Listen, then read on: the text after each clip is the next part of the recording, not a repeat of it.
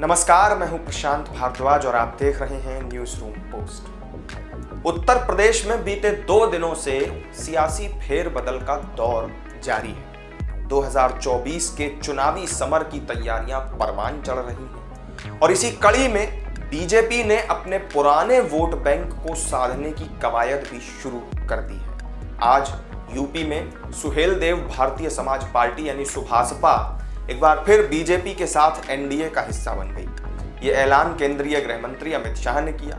अमित शाह ने सुभासपा के अध्यक्ष ओम प्रकाश राजभर के साथ एक फोटो ट्वीट करके इस बात की जानकारी दी। उन्होंने बताया कि राजभर ने पीएम मोदी के नेतृत्व वाले एनडीए गठबंधन में आने का फैसला किया है। अमित शाह ने यह भी लिखा कि राजभर के एनडीए में आने से गरीबों और वंचितों की भलाई के लिए किए जा रहे काम को और बल मिलेगा। ओम प्रकाश राजभर 2017 में यूपी में हुए विधानसभा चुनाव के दौरान बीजेपी के ही साथ थे। वो योगी सरकार में मंत्री भी थे। जातिगत जनगणना जैसे कुछ मुद्दों पर उनका बीजेपी से फिर मनमुटाव हो गया था, जिसके बाद ओपी राजभर ने एनडीए का दामन छोड़ दिया था। साल 2022 में हुए यूपी के विधानसभा चुनाव में राजभर ने सपा के अध्यक्ष अखिलेश यादव के साथ गठबंधन किया था, लेकिन यूपी में दोबारा बीजेपी की सरकार बनने और आजमगढ़ जैसी संसदीय सीट को हार जाने के बाद वो अखिलेश यादव पर हमलावर हो गए थे। राजभर ने कहा था कि एसी कमरे में अखिलेश बैठे रहते हैं और इसी वजह से गठबंधन का यह हाल हुआ है। राजभर ने उसके बाद फिर द्रौपदी मुर्मू को राष्ट्रपति चुनाव में जिताने के लिए अपने सुभासपा के विधायकों का वोट भी दिलवाया था।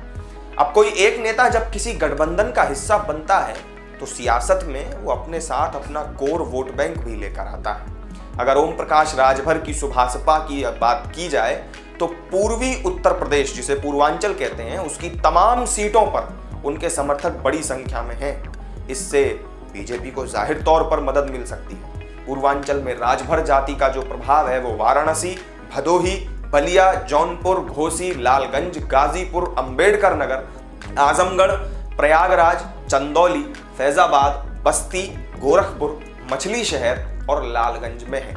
पूर्वांचल की 16 सीटों पर बीजेपी ने सियासी नफा नुकसान देखकर ओपी राजभर को एनडीए में शामिल करने का फैसला किया। ओपी राजभर के छिटकने से समाजवादी पार्टी का पूर्वांचल में खेल जरूर बिगड़ सकता है। और खास बात यह भी है कि राजभर ने बीते दिनों बीएसपी सुप्रीमो मायावती की भी खूब तारीफ की थी। उन्होंने कहा था कि मायावती को विपक्षी गठबंधन का प्रमुख बनाना चाहिए। राजभर ने यह भी कहा था कि अगर विपक्ष के लोग उनको बुलाते तो वो भी पटना की बैठक में हाजिरी जरूर भरते। इन बयानों के बाद एक बार फिर वो बीजेपी के साथ आ गए हैं, जिससे कि अखिलेश यादव को करारा झटका जरूर लगा है। तो इस वीडियो में मेरे साथ फिलहाल इतना ही।